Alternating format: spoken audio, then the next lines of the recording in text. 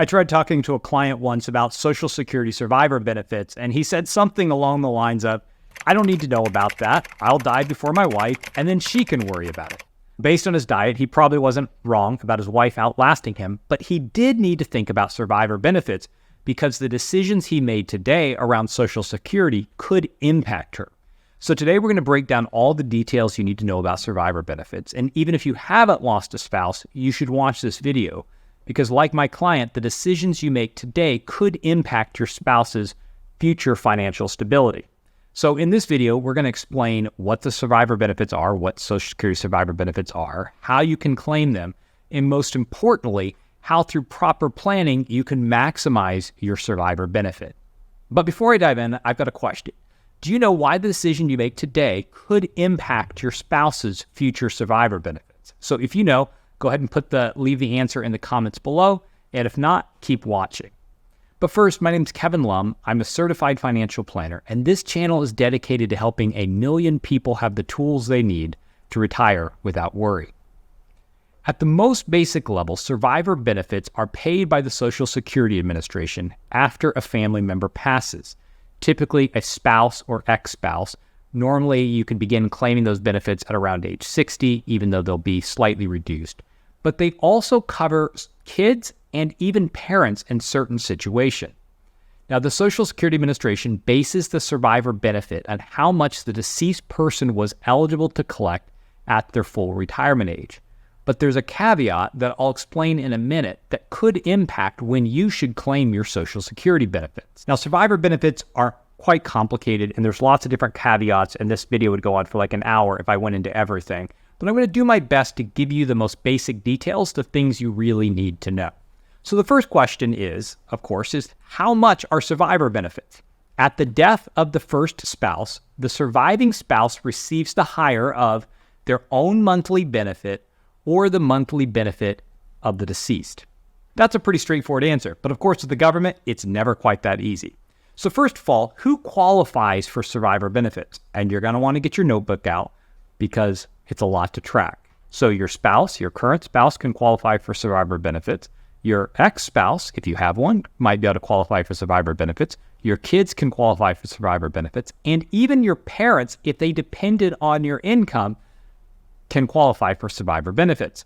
Let's look at this a bit more in detail. So if you are the surviving spouse and you were married at least 9 months, and there's actually a caveat to that, but is married at least 9 months and you're age 60, you can qualify for benefits. Now, if you take the benefit at age 60 as opposed to 66 or 67, it may be a reduced benefit.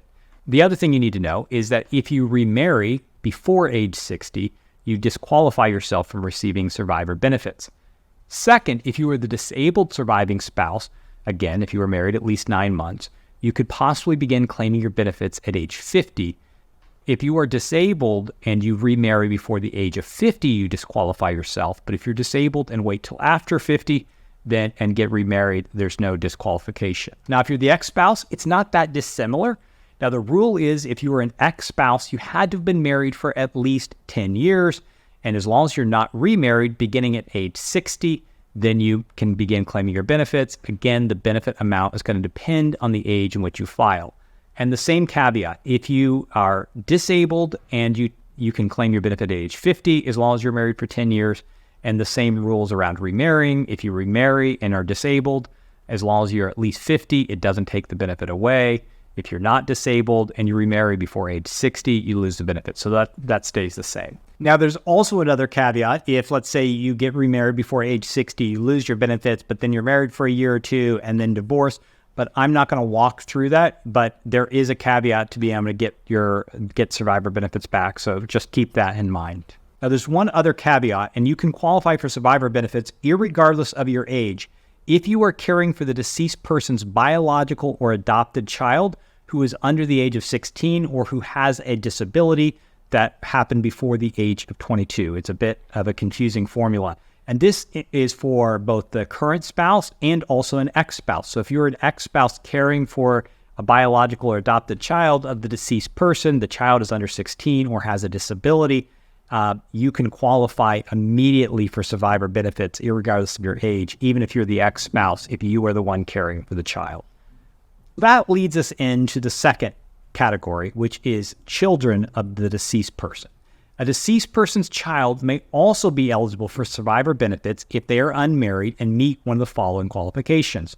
They're 18 years of age or older, or younger rather. They are 19 years old and enrolled full-time in the 12th grade or below, or they're 18 years or older with a qualifying disability that started before the age of 22.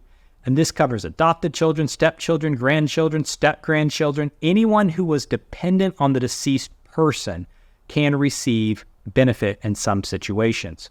In most of the situations, the kids receive 75% of their benefit at the full retirement age, but there is a family maximum. So the family maximum, if let's say there's 2 kids plus a spouse, is 150 to 180%, and everyone's benefit, if it ends up being over the maximum, everyone's benefit is going to be reduced. Now, there's also a benefit for parents. The parents of a deceased person are eligible for survivor benefits if they meet the following criteria. They're at least 62 years of age.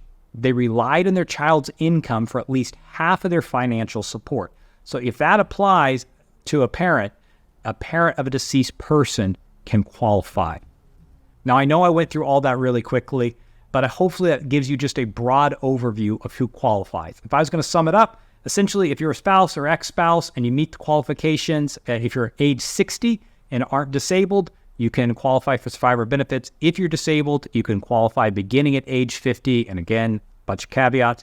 And if you're caring for the deceased person's child, whether you're the current spouse or the ex-spouse, you can qualify if you're regardless of your age. So to start receiving survivor benefits, because that's that next question is, okay, great, I qualify, what now? To start receiving survivor benefits, you need to notify the Social Security Administration that your family member has passed. Funeral homes can report this information for you, but you need to give them the deceased family member's Social Security number so that they can report it. Now, this is an aside. This is free. I mean, all this is free because it's YouTube. But it is a good idea to notify government agencies when someone has passed.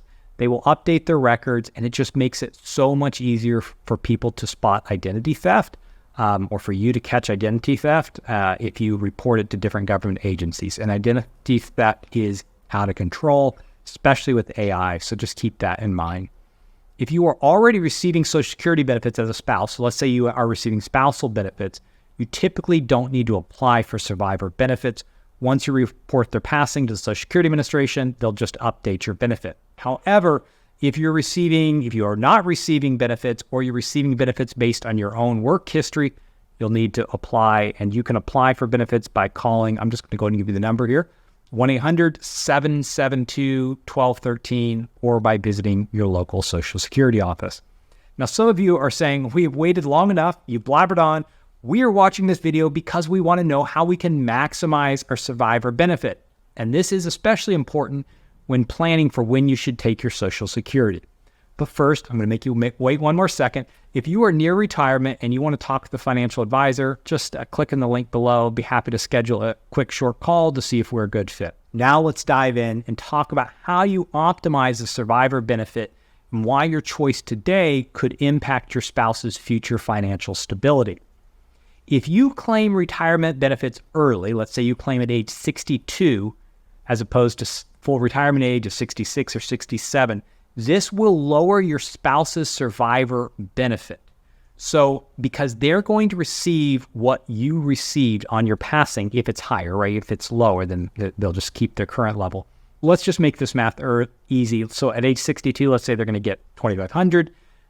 Look, at full retirement age, they qualify for $3,000. At 70, they qualify for $3,500. If they claim at age 62 and then they pass, you are only going to receive $2,500 a month. On the other hand, if they delayed to age 70, you will receive the $3,500 a month. So the choices you make about when you're going to claim your Social Security don't only impact today, but it also has impacts on your spouse's future financial stability. And so if you are worried if something happens to you that your spouse might be financially unstable, it might make sense for you to delay. Now, there is a protection. So let's say you claim the benefit early, so your spouse's benefit is going to be reduced. And the protection is called the RIBLIM, RIBLIM, which stands for the Retirement Insurance Benefit Limit. This provision allows the surviving spouse to collect up to 82.5% of the deceased person's full retirement benefit, even if you claimed early and reduced the benefit. But that still means that they could receive almost 20% less if you choose to claim early. And so if financial stability for the surviving spouse is a concern at all, then you really should think long and hard about whether you want to claim your benefit early, even if it makes most sense for you. So hopefully that makes sense. But there is another strategy for the surviving spouse. And this actually used to be available for the spousal benefit as well, and they closed the loophole. This is the only place this loophole exists. You can claim the survivor benefit and then wait to claim your own benefit at, say, age 70. So let's keep using the same numbers I was using before. So at age 60, maybe you could claim $2,500 a month, but you have the same exact benefits, $2,500 at 62. Full retirement age, it would be, let's say, $3,000 and $3,500 at age 70. You can claim the $2,500 a month survivor benefit beginning at 60 or 62. Delay your own benefit till age 70, so now your benefit's $3,500 a month. And then at age 70, you can flip from the survivor benefit to your benefit. Now, you can also do this in reverse. You could file for your own benefit as early as age 62, and then at the full retirement age, you could switch to the survivor benefit. So if you wanted to make sure you received the full survivor benefit and you wanted to go ahead and claim benefits early, you could switch. Now, one thing to know is that it doesn't make sense to wait past the full retirement age to claim the survivor benefit because it doesn't increase. So if you wait till age 70 to claim the survivor benefit, it's not going to be any higher than claiming it at age 67 or 66, depending on when your full retirement age is. I hope this was helpful. If you felt I missed anything, feel free to leave it in the comments below. And then also, if you're interested in maximizing Social Security, I have an entire video on strategies for maximizing your Social Security income, and you can go ahead and watch that video now.